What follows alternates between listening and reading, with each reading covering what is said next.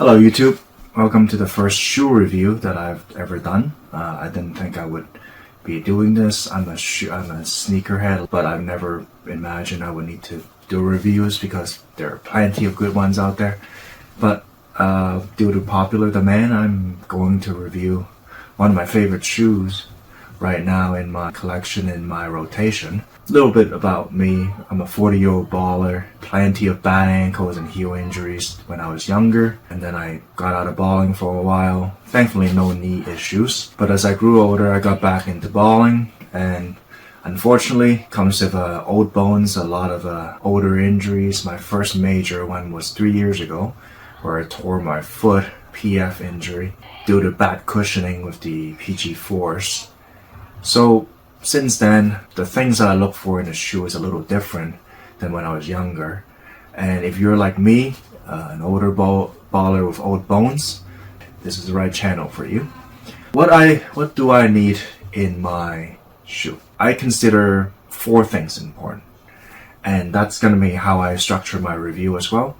Every shoe is going to be reviewed under the 4 categories first, and then everything else is secondary. So the 4 pillars I consider most important to a shoe is the cushion, because of my previous injury; traction, because if you slip, higher risk of injury; stability, because you can roll your ankle, I can roll my ankle, extremely important; and then lockdown. And this is actually new, because one of the shoes that I really love with the top 3 was the Luka 1s. And unfortunately, the lockdown for the Luka 1s are not great for my foot. And I end up sliding forward a lot on a lot of deceleration. And I stubbed my toe multiple times. And now it's all kind of mango. I don't even want to show on camera. But that is why lockdown is now the 4th pillar. And when it comes to secondary, that comes with my play style. I love court feel because I love to drive to a certain point. Transition heel to toe, east to west transition, very important for shifting left and right. Breathability, material quality of it and the feel of it, also pretty important. And of course style, and lastly price to performance.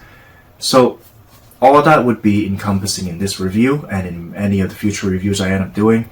I'm not going to do a lot of reviews. I'm going to end up reviewing a lot of shoes that other people in the English space doesn't review, because there's plenty of good ones. There's Tommy, there's Wear Tester, there's Foot Doctor Zach.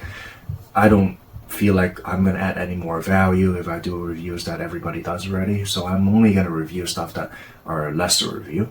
And today is the first one, and it is my favorite shoe in the collection, the Liren 5s. But quickly, let's talk about the Liren 5s. These are the Bruce Lee mismatch colorway, Dragon and Tiger. They're definitely my favorite shoe in the collection.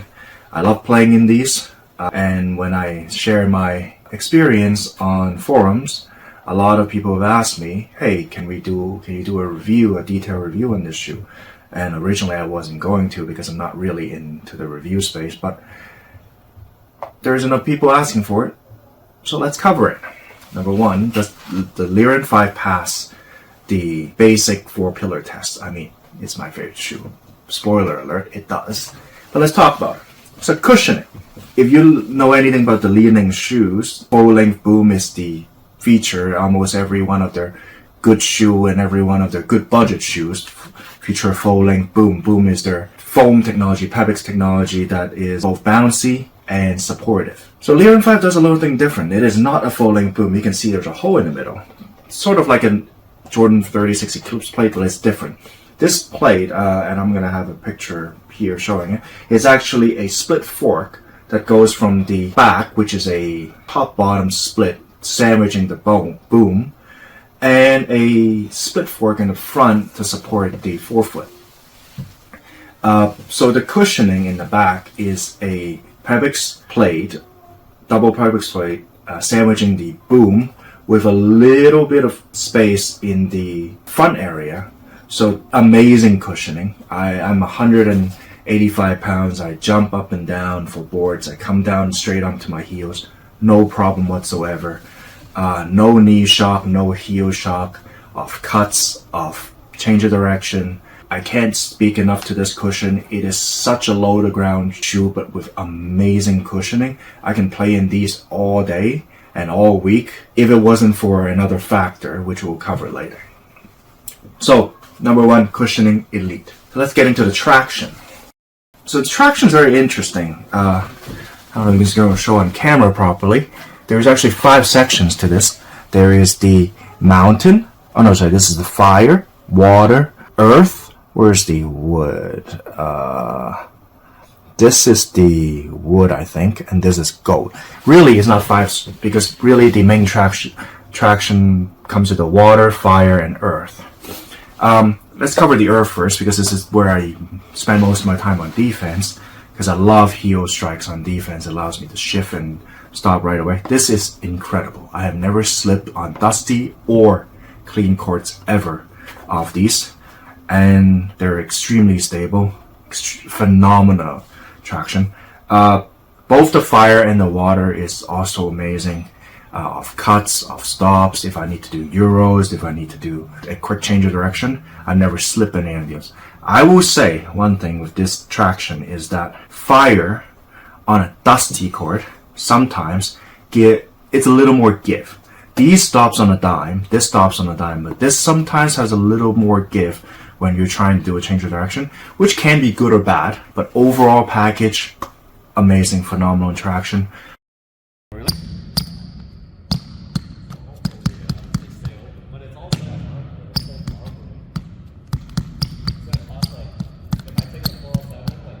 And outdoor durability, I don't think there's going to be a problem with it because this is the Tough OS from Liren. I personally would not because I paid a premium for this pair of shoes. If I bought it on retail and I have 2-3 pairs of it, I would not mind putting this out to the outdoor courts because they are hard rubber and Tough OS is generally pretty good with outdoor traction. Alright, so let's move on to the next category, stability. So stability is a very interesting thing with this shoe. Number one, there's a little bit of an outrigger here. It's not much, but the shoe is very wide in the forefoot, but pretty narrow in the back foot. In fact, this pair of shoe is, this back heel is number one, very rounded, ball shaped, so very good for transition, which we'll talk about later, but not great for stability because it is so narrow. But the forefoot really helps with stability. When you land, it's very difficult to roll this shoe. It comes right back, and I'm speaking from experience. And the back foot, although very narrow, what they did with this technology over there is brilliant. Because most of your Liren shoes, before this one, when you land, the cushion's open in the back, which allows for shock absorption and disbursement, but it's usually open on the side. What happens is the foam ends up squeezing out for disbursement, and your back heel becomes unstable. Or unstable. Instable, is that even a word? Anyways, the forward opening allows number one, the plate to work properly, which we'll talk about, and number two, the shock disbursement is forward. So when you press down on the heel, the foam squeezes this way. This thing remains stable and it's very well caged. So your back foot actually becomes pretty stable because these are pretty hard instead of wobbly because of the foam. And this allows the Pepix plate system to go forward. So what happens is this configuration keeps the back heel, although narrow, stable, and the forefoot is really wide to be stable. So this whole shoe, I've never had any issue. I've even landed on someone's foot once. I've never had any issue with stability on this shoe. Now, finally, the fourth pillar, lockdown. The material used is very flexible, but actually when you tie them down, it's really hard. The lacing system is really good. It's well reinforced. You can see that these are very well reinforced plates on the lace holes. The lace holes are pretty high friction. The lockdowns are amazing, and it really feels like it's invisible on your foot until the next day. And I'll talk about that. So, after evaluating 4 pillars, I mean, no surprise, this shoe is absolutely phenomenal. in every category on the 4-pillar. That makes this a usable basketball shoe. It doesn't make it an elite basketball shoe. So let's talk about why the Liren 5 is a pair of elite basketball shoes. So before we get into the secondary factors, let's talk about the tech. The split Pepix plate on the back, which leads to the split forward, which is split horizontally. So how does this system work? When you have pressure from the heel, because you're landing or you're about to jump, what happens is it sandwiches the boom, and we all know boom foam is extremely bouncy. So when you press that down, the plate comes back up and springs back up and expand, and it pushes your foot forward. And all that energy, as I said, there's open foam here. All that energy is actually used to push your foot forward, and creates this energy storage, and bam, straightens it, pushes you forward either on a run or a jump. Very interesting idea. It sounds like snake oil because it's like, that's crazy. But you actually seen these kind of technology before in running shoes, and this system has never been seen before, the way it's configured.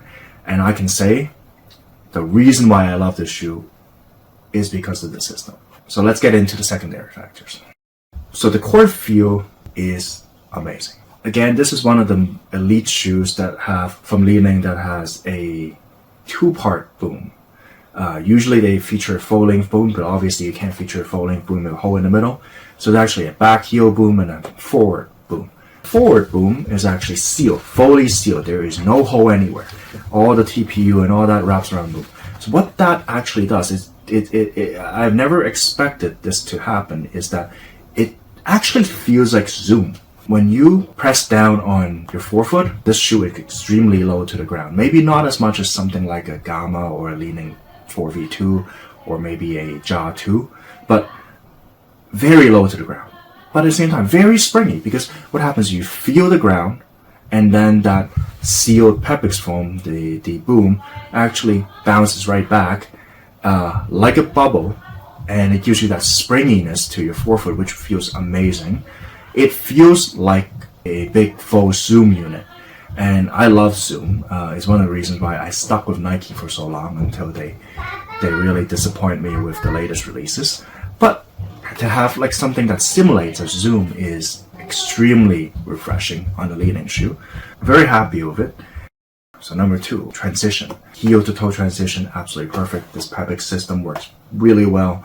When you press down on the heel, all that energy pushes up to the front, and you feel like you just gotta run. This shoe makes you want to run. It's basically asking you, hey, every time you take a step on the court, it's like, hey, stop walking, start running. I don't care if you want to run left, right, forward, backward, you're going to run as long as you put on these shoes. And it really does feel like it wants to run. And from the back to the front, and this beautiful cutout right here, which allows the shoe to flex naturally. In terms of east-west, this is excellent.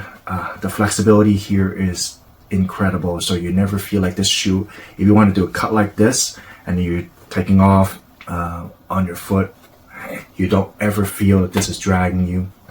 If you're coming on in like this, you're dragging your foot, doing a crossover, it never feels like this is going to drag you down. So that covers the transition.